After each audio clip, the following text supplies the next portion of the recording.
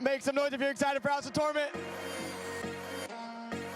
Y'all don't sound very excited, guys. We're gonna try that again. Make some noise if you're excited for House of Torment. There we go. If you have not heard, Inside Out is going to be taking over the House of Torment on October 29 in 2 Sundays.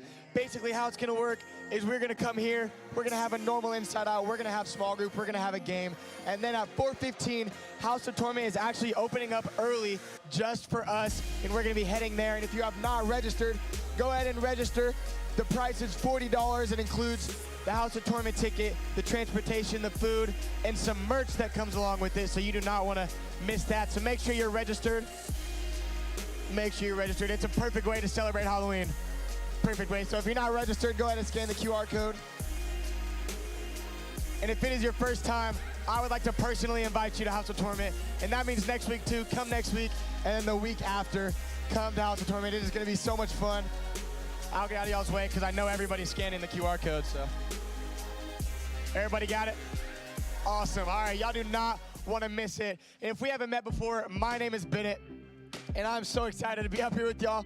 We're going to have a super fun Sunday. We're going to play a really fun game, and then Matt and Jen Mazzola, basically Michael Jordan and Scottie Pippen, are going to be up here together for part 2 of our series, Thief of Everything. But like I said, we're going to play a game. So for this game, I need one person from every grade. One person from every grade.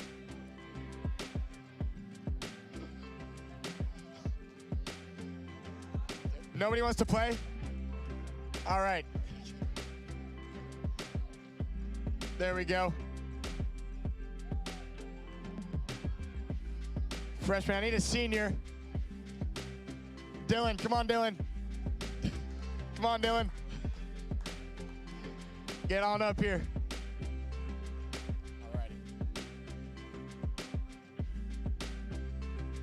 All right, so this game is called Costume Conundrum. What are they wearing?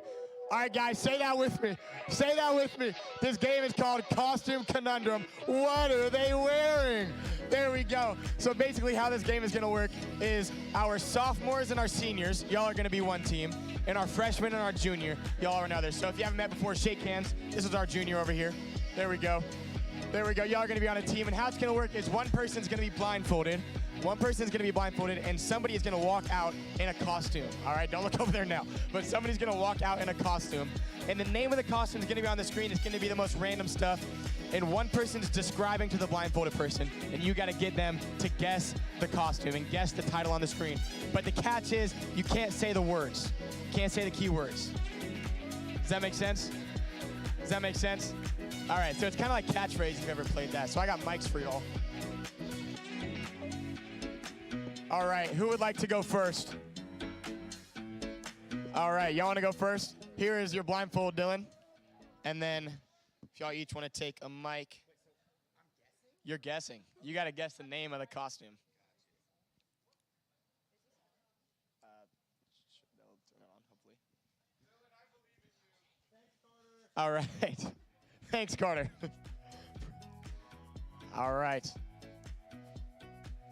You're going to have 25 seconds to explain to him what the costume is and make him guess it. Make some noise if your small group's up here. There we go. The prize for this is some pumpkin pie for your small group. Some pumpkin pie for your small group. So, Dylan, if you want to get that blindfold on. There we go. Is mine on? Oh, wait, yeah, it is. Okay. You got it, Dylan? Dylan, with Dylan's microphone on. You got it, Dylan? Yep. There we go. All right, let's get that first costume out here. Go ahead and take a look at it. Take a good look. Costume number 1. Okay. All right, now you're going to have 25 seconds starting right now. Okay, it's historic, extinct, and it's holding this song. Okay, so it's a dinosaur? A dinosaur holding a song? Holding what is this song? An umbrella. Yeah. He knows Rihanna. With what you work out with? You know what you do bicep curls with? With a dumbbell? Oh, buzzer beater. That was great. They got that point, and we are going to alternate, so I'll get y'all's blindfold. All right, good work. There we go. Point number 1. All right, who is going to be guessing? You're guessing? All right. If y'all want to hand the mics to them over here. Thank you. Everyone say thank you, Dinosaur. Thank you, Dinosaur. With an umbrella and dumbbell. I said it out of order. I didn't even see the dumbbell. If you want to hand your mic over to him whenever he's ready for it. How do you put this on? You just got to tie it on there. It's like a bandana. Luke, you want to help him out? I really had no clue what I was guessing. you're like, it's a dinosaur with a song. Well, I thought it was like one costume. Like I was just guessing. I didn't realize like multiple things. You got to guess all the keywords. Let's get that blindfold on. Do you need help? Make some noise for our freshmen. There we go. There we go. All right, are you ready? All right, it looks like we're ready. Can we get that next costume up here? All right, it's like a type of food that you eat at like a baseball game. You put like mustard on it. A hot dog? Yep. And then it's you know Round Rock school mascot. No. Like it's a big like something that breathes fire, like A dragon. Yeah. And it has like this thing around its neck that's blue and like feathery. It kind of it's like the same name as a snake, and it like. A scarf? If we count that, he's not gonna get that. Like it's feathery and like it's like long and feathery and blue. He said scarf. Can we count scarf? No, we cannot count scarf. I'm sorry. I'm sorry. You got about 15 seconds. Like you know what? Like I can't lie. I've never heard of that word before. Stings. Don't yell it from the crowd. What? Oh, is it not on? Oh, there we go. You know, it's like a type of snake There's that like Luke. constricts things. You know those kind of snakes? An anaconda? No, And that like is this. time. That is time. It was a blue boa. That's what those things are called right there. Yeah, I had never heard of that word either, guys. Don't even worry about it. It's all good. All right, thank you, Hot Dog. Thank you very much. We want to give it back to our seniors and sophomores. Score is currently 1-0 for our senior and sophomore duo. Switching up the blindfold this time. I would do it like diagonal. All righty.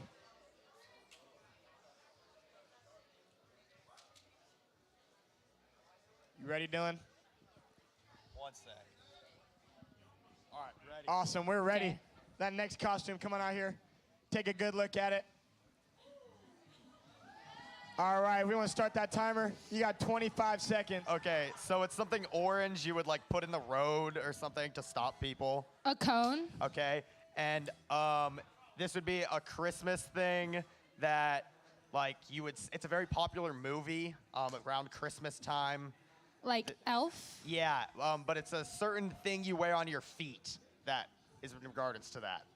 Like What- a bell. What you're wearing on your feet right now. Shoes. Yeah, so put those two together. Christmas shoes. But the movie, what the movie was called. Elf Christmas shoes. Sure.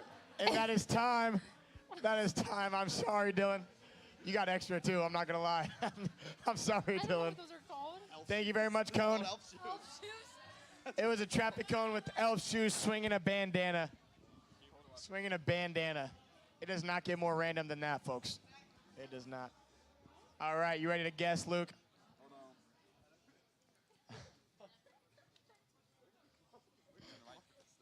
All right, are we ready? There you go. All right, let's get that next costume up here. Take a good look at it. All right, we can get that timer started. You got 25 seconds. You start explaining. It's something you'd make for breakfast. Pancakes, No, like a waffle, eggs. yes, and something from fall time, like you'd eat it during the 10 fall. seconds. Pumpkins. Yes, and it's has a horn. It's a made-up Unicorn? animal. Unicorn? Yes. Unicorn, and he got it. With only a couple seconds to go. Thank you very much, Unicorn Egg. Thank you very much. So our score is now 1-1. We got a tie game going here. Back to our sophomores and seniors. Seniors. There we go. So like if he wins, do we both? All right, we got 4 each for y'all. So 2 more per group. 2 more chances to get a point. 2 more chances to get a point. We ready, Dylan? I am. All right, we are ready. Let's get that next costume up here.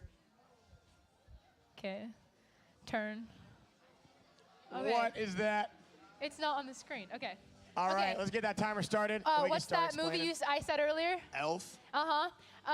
What makes sounds like neigh? A horse.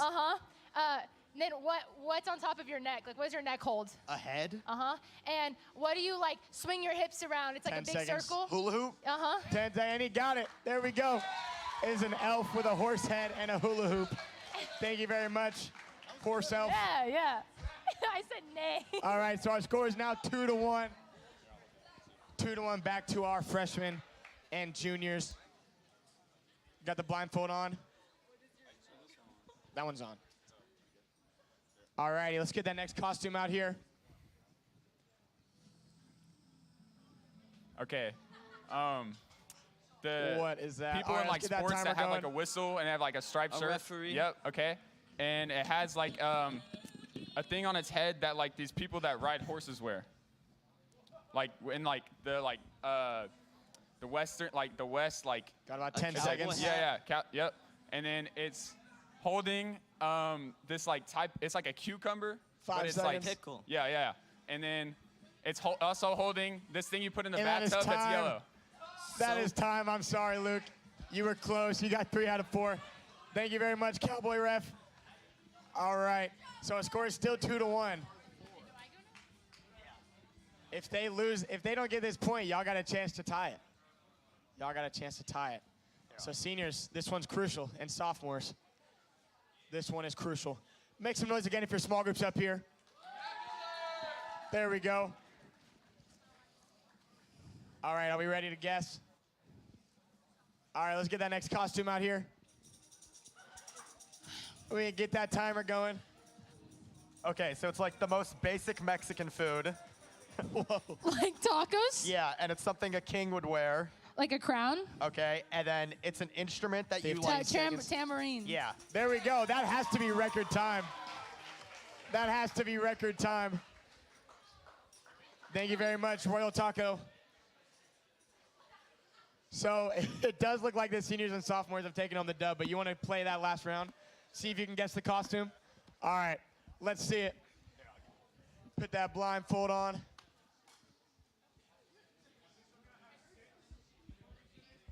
All right. I think we're ready for that next costume. We can get that timer started. Is that Tom Cruise? That Christmas movie they've been talking about earlier. Elf. An elf. Yep. And something that you would eat for breakfast. Cereal. Pancakes. No, it's like a. Bacon. Waffle. No, you put it in a toaster. Toast. No. Bagel. She is flying. No. Donut. Let's, Crowd, can we help him out? Help him out. Pop Tart. Yep. And Don't say the word. someone that would go in an airplane. An aviator. In like the army. A pilot. Pilot, that'll work. That'll work. It was a fighter pilot with an elf hat and a Pop-Tart. It's all right. It's all right. Just for the fun of it. And so it looks like our seniors and sophomores take on the dub. Take on the dub. Y'all are gonna get some pumpkin pies for your small group later. I can take y'all's microphones. Thank you very much. Y'all can go ahead and take your seats. Y'all did a great job. What was y'all's favorite costume? What was y'all's favorite costume? Alexis's? There was 2 of them, just both of them? Okay, awesome. Well, like I said, I had a lot of fun with y'all today, but now Matt Keeney and Jennifer Mazzola are gonna be up here for the second part of our series, Thief of Everything.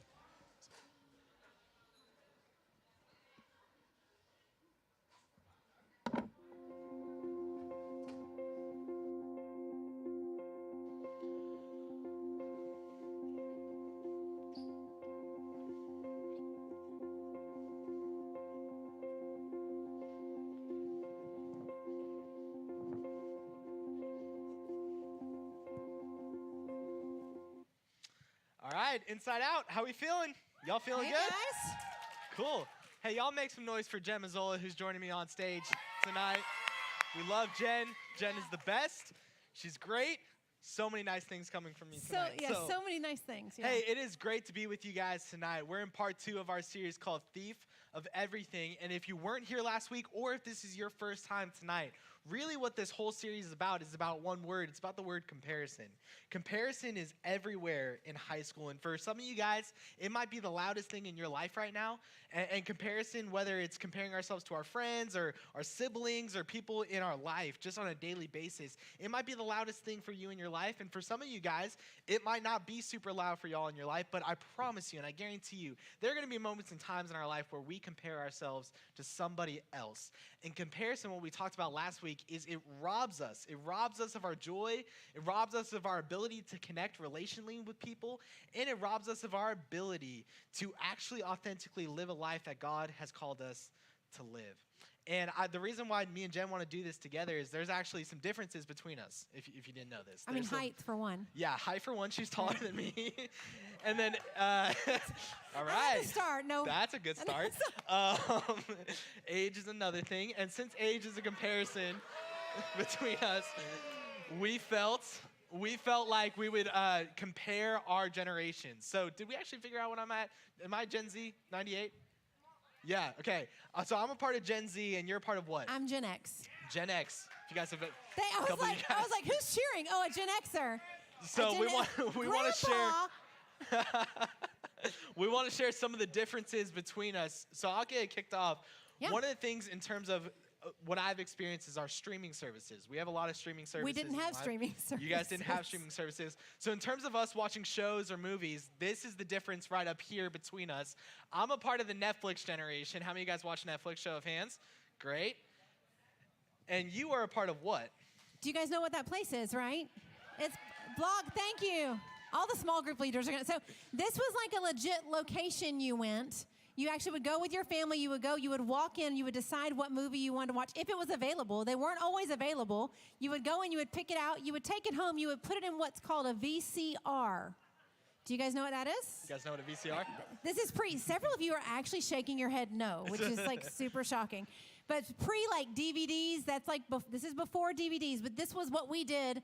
You would go with your family, pick out a movie, or if you were like in high school and you had like a date night, you'd go pick out a movie, but not Netflix at all. Go to a Blockbuster. So when Netflix first came out for me, I don't know if you guys remember this or not, this was one of those things where Netflix would mail you the movie, right? So you would decide 3 to 5 business days ahead of time what movie you wanted to watch coming up, and it created this anticipation, and then Netflix would actually mail you whatever movie that you ordered. So there's some similarities, some differences with that, right? Yeah, because you guys can watch whatever you want pretty much whenever you want. So you at least had to wait. You guys miss the joy of anticipation and waiting. Now, the other thing is, and this is funny because I see a lot of you guys wear shirts from bands that were actually my high school bands.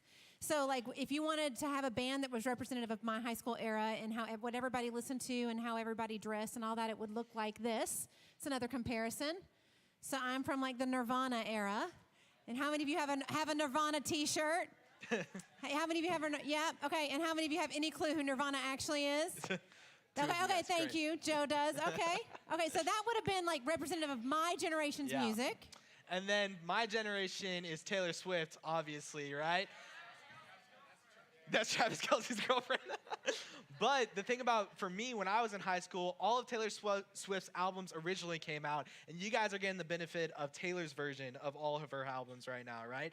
On the count of 3, I want you guys to yell out your favorite Taylor Swift album, okay? 1, 2, 3. There we go. That's good. Did you guys hear that? Did you hear that? I could not even name you one, which is terrible. There you go. And then the last thing we wanted to do, we wanted to compare our first phones, like the very first phones that we got, okay? So think about your first phone. Think about your first phone. And this You're is our first holding it, phone right up here. I had the Motorola Razr. So I don't know if you guys know this one. This was the one where you could flip it up like normal vertical. And then if you wanted to get really creative, you could flip it to the side and slide it up like that. The Razr was really, really cool, right? Yeah, you know what I'm talking about right there. And then this blown up Band-Aid is yours, right? Like this. This was like literally what my first phone would have looked like. It plugged into a wall. It had to stay there. It couldn't go anywhere. And so that was like, I remember caller ID becoming a thing. So there was a world in which you lived that like no one knew who was calling who. And when we had call waiting, that was also a big moment because before, if someone was on the phone, no one could call you. So like this concept of like, hey, I hope he's going to call. You have to sit at home and like fight your parents to stay off the phone so that you might actually get your phone call. And then in college, I got my first cell phone, and that was when you had to pay per text. And it was about 20 pounds, right? It was huge. Yes, it was huge. It was like a brick, and you paid, and you got your first minute of talking for free. So when I was dating my husband in college, we would talk till about 56 seconds, then we would hang up and call each other back. So we didn't have to actually pay. You paid per minute to talk on the cell phone. How many of you would be a very expensive investment for your parents if you paid per minute to talk on your cell phone? Does anybody actually call people, or do you guys just text? Oh, yeah. I was about to say. Yeah, you guys do this thing like this. And afterwards, find me FaceTime. if you can explain this thing. Okay, FaceTime. If you can explain to me why you FaceTime someone and then just lay it there to look at the ceiling. So afterwards, find me and explain that to me.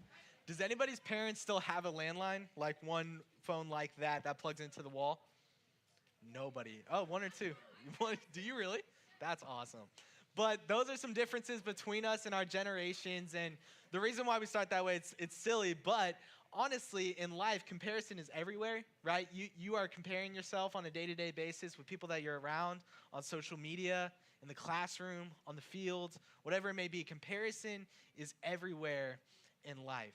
And what we talked about last week is kind of what I mentioned before, is comparison can rob us of the good things in life. So many times in life, we can look to the left and right and see what we don't have. And we could say phrases like, man, I wish I was like blank, or I wish I had blank, or the other way around, at least I'm not blank, and at least I see their life, and at least I don't have what they have, at least I have what I have, right? And comparison can affect us that way, and we compared it to a track race, right? And we talked about, man, you are running a race, and so many times in life, we can look to the left, look to the right, and we can miss what God has for us in this moment.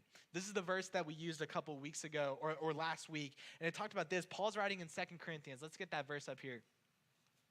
He's saying they're only comparing themselves with each other, using themselves as a standard of measurement. This is comparison in a nutshell, right? When we look at other people, we are using ourselves as the standard of measurement. I use the example, if you were to stand next to me, you would consider yourself tall, but if you were standing next to a basketball player, you would no longer put yourself in that category, right? We use ourselves as the standard of measurement all of the time. And what we're going to be talking about tonight is we're not necessarily going to be talking about the left and right and what's right in front of you. Hopefully, you guys, if you missed that, you would go back and you would watch that online.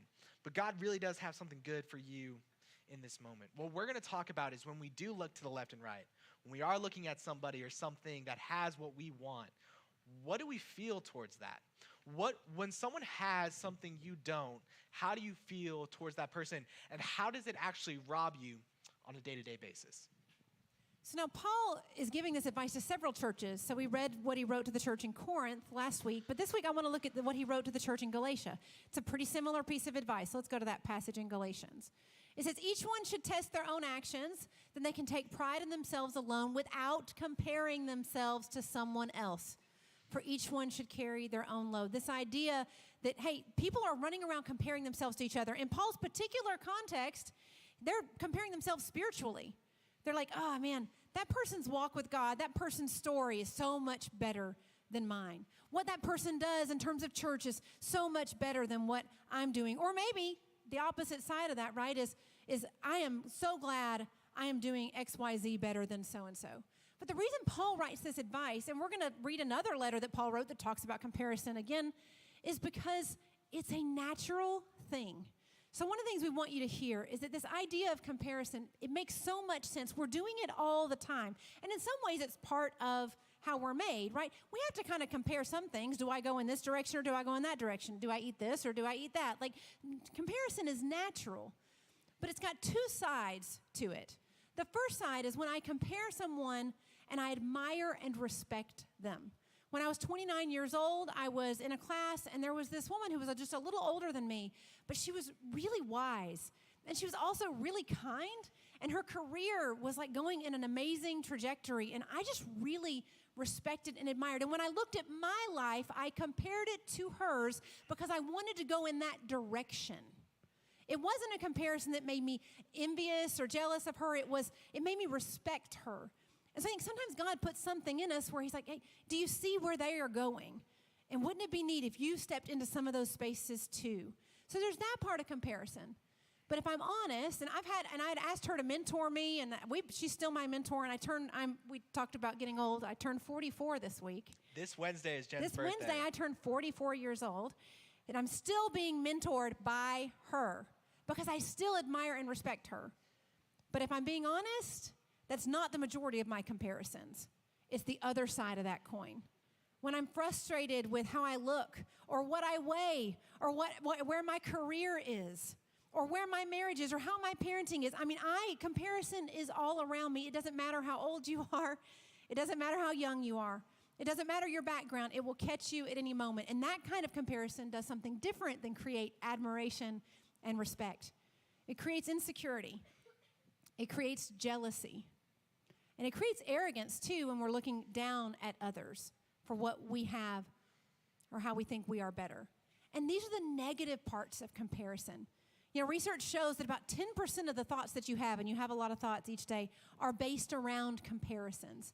And so we want you to be able to compare in the right way, right? To admire and respect people and see that and go in those directions. But we want to give you practical ways when you find yourself in a moment when you are jealous, or you are envious, or you are being arrogant, that you can actually combat that. If I had to describe like my high school life in 3 words, it would be these 3 words right here: insecure, jealous, arrogant. Insecure, jealous, arrogant. To Jen's point, one of my favorite quotes of all time is, the thoughts that we think about ourselves drive our actions, and our actions drive our outcomes in life. What we do produces something in life, right? But that all starts from what we think about ourselves. And comparison, like we've been talking about, comparison can rob our thoughts, can drive the voice in our head to the point where it's so loud, where we're like, man, why am I not as pretty as her? Why can't I have what he has? Why am I not as good as him, right? We start to have these moments and we start to have these thoughts in our life, and our thoughts drive our actions, and our actions drive our outcomes. And I don't know if comparison has led you to a place in your life. This is kind of what we talked about last week. I don't know if you see yourself and measure yourself up against somebody else in life, and you start wondering where you are in comparison to them, and it drives you and it leads you to a life where you are trying to run somebody else's race, where you are working as hard as you possibly can just to be noticed like them, just to be accepted like them, just to be loved by them. And we start pushing ourselves time after time after time after time again. And ultimately, guys, we could feel exhausted when comparison is so loud in our life. And we just wish and wish and wish we were like somebody else. We can go home at night and be so exhausted because we're trying to run somebody else's race. And this is what we talked about last week. When we consistently look to the left and right, we can miss what God has for us right here in this moment. And because he created you and because he loves you, he does have something good for you right here. But sometimes we miss it because we're not even looking at it. And guys, if we're just being honest tonight, as we're talking, you're probably thinking about somebody you try to measure yourself up to in whatever capacity, if it's school, if it's sports, if it's trying to get into a university, whatever it may be. You are probably thinking about somebody. And when you think about that person, there's a couple things that start to build within inside of you. When you start to feel less than somebody, there's a couple feelings that you have, and that's what we want to speak to with the rest of our time. The 2 feelings that you can feel are the feelings of bitterness or resentment. Bitterness or resentment. I don't know if you guys have ever felt like this. You are trying to compare yourself to somebody. You're trying to measure up against somebody, and they don't even know you're comparing yourself to them. And you start to build this heart of resentment, like, gosh, I can't even stand that person. And that person really, if we're just being real, hasn't done anything wrong. You're just like wondering, man, why can't I be as pretty as them? I'm actually frustrated with them. I'm angry with them. I'm actually like staying up at night and I'm losing sleep, and they don't even know it. You know why? Because you're trying to compete with someone who is trying to run a completely different race than you. Because we have something good for us right in front of us. Bitterness and resentment start to create this heart, start to create this envious heart within us. And that's when it starts to rob our life, rob our thoughts, rob our time, distract us from what really matters most. I love this quote. The things we get distracted by are never as important as the things we get distracted from. The things we take our eyes to never are important from the things that we are trying to run our race towards. The things we get distracted by are never as important as the things we get distracted from. The writer of Proverbs, if you guys don't know what Proverbs is, it's a book in the Old Testament specifically written for wisdom, right? Proverbs 4 talks about gain wisdom at all cost. And the sentence the verse we're going to look at in Proverbs tonight talks about what we can do to pour back into ourselves when we feel like comparison is robbing us time after time again. This is what it says in Proverbs 14. It says, "A heart at peace gives life to the body, but envy rots the bone." A heart at peace. You know what that feels like? You know what that looks like? It looks like going home at night and actually getting a good night's sleep. It looks like being around the people you used to compare yourself to and actually not feeling bitterness or resentment. It's being in the same circle of people you used to compare yourself to and feeling like you actually are giving the best version of yourself in that moment. A heart at peace gives life to the body, but envy rots the bones. Envy, when it rots the bones, is basically saying there is something good. There's a fruit, if you had to think of fruit, for example, like an apple or banana, that is ripe at a certain time. And when you are comparing this fruit to that fruit, it's basically watching the fruit rot right in front of you. It was good at some point, but it wasn't used for its specific purpose. So over time, you start losing it, and it starts to rot and go away. How many of you guys have ever heard the phrase, "the grass is always greener on the other side"? Okay, most of us, right? When we think about this is comparison in a nutshell, right? When we look at our life or our side of the grass, if you will, we look at somebody else and we look at somebody's grass who, in our opinion, is greener, whatever that is. We talked about the language last week. There's always going to be somebody who's better. There's always going to be somebody who's prettier. There's always going to be somebody who's smarter. There's always going to be some standard, right? And in comparison, when we take our side of the grass to theirs, we're like, man, I wish I had what they had, right? Their grass is greener than mine.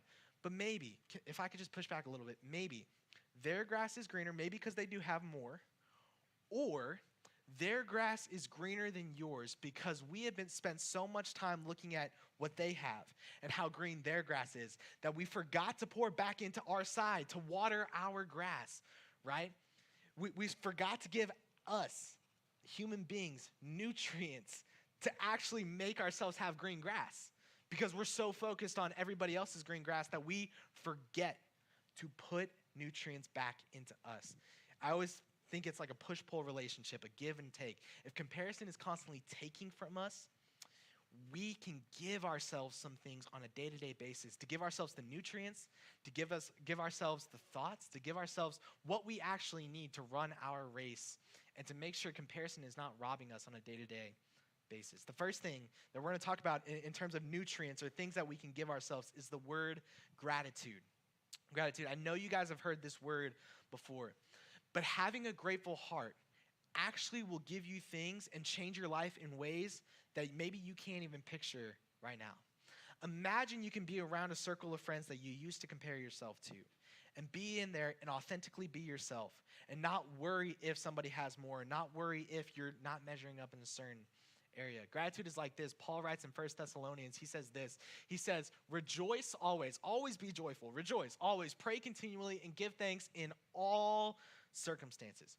A grateful heart is giving thanks in all circumstances, the high moments in life and the low moments in life, right? All circumstances, for this is God's will. It is what he desires for you. It is the thing that's right here. It's God's will for your life, for you in Christ Jesus. When you think about gratitude and having a grateful heart and being grateful for the people and the things that you have in your life, gratitude is like a never-ending stream of water for dying grass. If you had to compare yourself and you look at your grass and it feels like it's dying in comparison to everybody else's because it's so green, gratitude is like a never-ending stream of water for dying grass. So let's look at our proverb again. A heart at peace gives life to the body, but envy rots the bones. So I love Matt's analogy, kind of this idea of this grasp, right? Like, so that when we are comparing ourselves to others, it's like we've stopped watering our grass. And I think that if comparison ends up rotting the bones, it makes me think of like a disease or an illness or maybe like a wound. And the reality is gratitude is one of the things that can actually heal those wounds. There's another thing that I think can heal the wounds that comparison creates. We got gratitude, we have celebration, celebrating others. And I think especially when we get in a jealousy situation and we punish other people because we are actually just jealous of them, because the reality is we're struggling with ourselves, we just project that onto others, it just rots the relationships. You guys probably know that. You probably know someone who is just eaten up with jealousy, right? And so one of the things that combat that is actually encouraging and complimenting and celebrating others. Now, I know this is going to seem so cheesy, and honestly, it's going to be a little awkward. I can remember I had a women's Bible study at one point, and I had them write down the things that they were frustrated about themselves with. And they wrote them down, and they had no problem sharing them. They could write them quickly, and they could tell me all the things they didn't like about themselves. And then we passed the same little notepads around, and I had you write things about the other people. That it'd be like me writing a note to Gia and saying, Gia, this is what I see in you. It would be a compliment. And then we gave those notebooks back to the girls the people were writing compliments about, and I asked them, I said, can you read the compliment about yourself? And they could barely do it.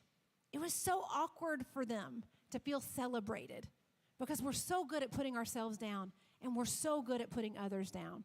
So celebration truly actually does transform things, right? So what does celebration look like? Why does it matter? Well, it looks like maybe just a sincere compliment. Please make it sincere. Like actually mean what you're going to say. If you're going to decide, look, I found myself super jealous about this person, I'm actually going to compliment them. Make it sincere, right? It looks like a healthy affirmation if you're talking about celebrating yourself. Now, an affirmation is just a truth or a true statement that guides you back to what is true and good, right? For a lot of people, these are Bible verses, right? Where it says, God does love me. I am fearfully and wonderfully made. I am capable of doing all things through Christ, right? These are just affirmations. Some people use great quotes or just remind themselves, like, hey, tomorrow is another opportunity. Or I can only handle what I can handle. Everybody's different with it, but finding one for yourself and maybe helping others find one would be a way to celebrate them or celebrate yourself. And then honestly, just encouraging each other. Like when you know someone's got a big test coming up, or they're trying to make a team, or they're worried about getting into that school, or they're worried about, does that guy or that girl like me? Like just encouraging them, reminding them of who they actually are, reminding them of the bigger picture. What's funny about this is celebrating others, which is the same thing when we talk about praising others or praising even ourselves. It actually activates reward centers in your brain. Your brain is made to encourage and celebrate and compliment others. It is rewarded when you do so. There are actually positive chemicals that are released in your brain when you compliment someone else. And then the other thing this does to your brain is when you decide to stop looking at the grass that's always greener and you start to nourish yours with gratitude, and then you start to actually focus on others and encouraging them, your brain actually starts to train toward the positive. And what was overwhelming and frustrating and how everything feels like nothing is working out actually starts to shift when you focus on celebrating and gratitude. And we think there are actually ways that you can practice this, real simple ways you can do every day. One of the things that I learned from my counselor years ago in terms of practicing gratitude is this idea of gratitude journaling, right? And I know journaling's tough, and I know sometimes it's like, man, that's not really for me. So I'm just going to throw this out there of like, man, it could be a physical journal, it could be a piece of paper, it could be your phone, or it could just be saying it out loud on a day-to-day basis. But how many times in our life do we wake up in the morning and we start thinking and feeling all the negative things? I don't know about y'all, but for me, it's like right away, immediately. Like I wake up and I think about maybe the ways I'm not measuring up in my life or the ways that I want to be, or if I'm starting to compare myself to other people, I'm like, man, I'm not living up to my potential in life. Gratitude journaling is this opportunity to just pause before you start your day and to remind yourself of the things that you are grateful for. I started this years ago. I talked about last week when I was constantly comparing myself to my friends, and I would go back and I would have to start silly. And this is my encouragement to you guys too. Like just start small in some way. All right, I'm grateful for my blanket because if I didn't have it, I would be cold. I'm grateful for my shoes, even if it feels silly, right? And then over time, you start getting to the moments and times in your life where you're really grateful. Like, man, I really am grateful for my parents. I know at times they are annoying and they are frustrating, but without them and without their guidance, I don't know where I would be. I'm grateful for my parents because they have put this roof over my head. If I didn't have this roof over my head, man, life would be a whole lot worse. I'm grateful for my friends. even the ones that I compare myself to. I'm grateful for them because even when I'm on the low of the roller coaster, they have always been with me and they have always been for me. And then you start going even to a level deeper. I'm grateful for my Lord and Savior, Jesus Christ. I knew I couldn't save myself. I am a sinner in need of a Savior. I am broken. I am imperfect. But God, because he loves me and desires a relationship with me, sent Jesus into the world so that I could have life found in him, so that through faith in Jesus, I could actually discover my purpose and my potential in life. Gratitude, this idea of even just getting your thoughts on pieces of paper, even if it starts small and then gets to the point of, man, what am I truly, really grateful for? It changes your perspective of life. I think gratitude, the heart of gratitude, comes with perspective. So I do think the older you get, the more easy it is to identify the areas of your life that you really are grateful for. That's why I'm encouraging you guys just to start somewhere. Just the moments in your life, the people in your life, the places in your life where you're like, man, I'm truly grateful for these people. Say it to yourself, write it down, and then the second thing I would encourage you guys to do is to actually genuinely express it. This is where what Jen was talking about, it can get hard, it can get weird. Sometimes because we are in such a culture where we don't do this normally to people and we don't really say this out loud to people, it actually does create this barrier and this weirdness between us.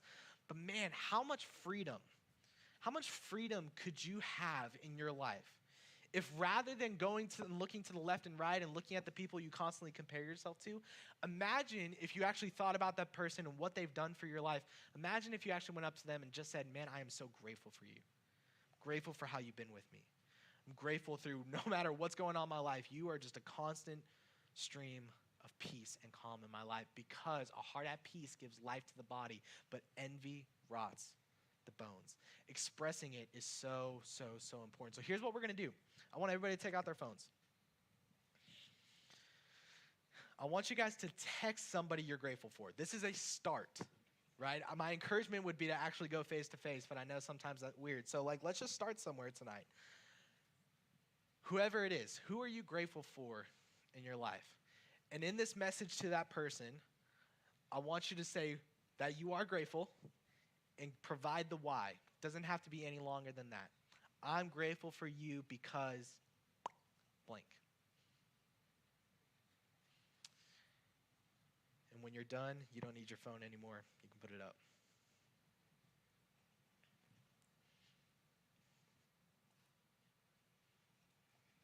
Give just a couple more seconds to do that. You know, my last point, and it's kind of similar to what Matt said about expressing something, but I want you to find something to express to yourself, and ultimately you can kind of express it to others too, is if you're going to practice celebrating, you might want to start with an affirmation for you, which again, an affirmation is just a phrase that is true that directs our attention back to what is good. And so I want to challenge you, even in your small groups, maybe even if you're struggling with figuring out what I need to tell myself every day. What do I need to say to myself every day? Ask your small group leaders. They'll give you some great ideas, things that have worked for them or things that they see in your life. But affirmations are just things that are true that we need to be reminded of, right? And I actually asked Jordan and Buck what were their affirmations were. So Buck's is from Psalm 139. And it's I am fearfully and wonderfully made. And he tells himself that every single day. Jordan's is a little longer, so I had to write it down. Jordan tells himself this every day. I am loved by God. There is no future or better version of me that is more loved than I am right now. To think that is an illusion. What do you need to hear? Like if you could get real still for a second and let God tell you what you need to really actually believe about yourself, what would it be? And then this is my last point. It's like, then put it on a sticky note. I know that is super cheesy, but and put it somewhere you will see it every day. Take that thing that you need to hear, that you need to be reminded of. And again, if you have a hard time coming up with it, talk to your small group leaders. Talk to each other in group about it. But put it somewhere you will see it every day. And it might change from season to season. Maybe right now it's struggling thinking you're smart enough, or it's some kind of statement that goes, I am not enough in some way. But maybe next season it'll be something else. But remind yourself. And then the other thing is those sticky notes actually work for other people too, because it would be nice for you to encourage others in that same way. Some people need you to help them find their affirmation by reminding them who they are and the potential that they have and the deep, deep love that God has for them. When we first moved here, we moved right after Miles passed away. So we did not know Miles. That wasn't someone that our family knew. We weren't a part of North Point at the time that happened. But what we noticed quickly in the student ministry my boys started at InsideOut and in Transit was there were like these Post-it notes everywhere with hashtag LLM, right? With the idea that someone loved people well and like encouraged them. And, and I've noticed over time, like, that kind of fizzles and I get it, but like, that's something we can do all the time. You can take those moments and those affirmations for others and just stick it where you know someone needs to see it. Maybe on their car when they're coming out of school. But you need it for yourself as well. So we've given you some super simple things, right? Like a sticky note. Write something on a sticky note. Journal in your phone things to be grateful for. Maybe text your small group leaders every day something small that you are thankful for. There's so many easy ways that we can kind of remedy and actually not allow our bones to rot through comparison. So I want you to share some of those. I want you to pick one thing that you will try this week. Because here's the deal. I know that when we get up and we say stuff, it's kind of like, yeah. They're getting up there and telling us to be nice to ourselves and to encourage others. But I promise, if you practice this, you will see a difference. And so I would even just challenge you, 1 week, once a day, find a way to celebrate yourself and be grateful, and find a way to celebrate and be grateful for someone else. Once a day. Guys, it's 2 minutes. You guys text faster than anybody else on the planet. Like, you can text someone a moment. You can write on a sticky note real quick, but just pick one thing you're going to do to practice gratitude and celebration. I'm going to pray for us, and we'll send us a small group. Father, I thank you that you give us the antidote to comparison. That you have wired us in a way that we respond well to gratitude and to celebrating ourselves and others. That you have made us to do that. But there are so many things that get in the way. We're made to admire and respect one another, but it turns into insecurity and jealousy and comparison. And so God, whatever we can do, even in the tiniest of ways, that we can step toward celebrating others and step toward gratitude, that you would just show us that in our conversations and our groups. In Jesus' name, amen. Amen. All right, guys, go to groups. Thank you guys. See you next week.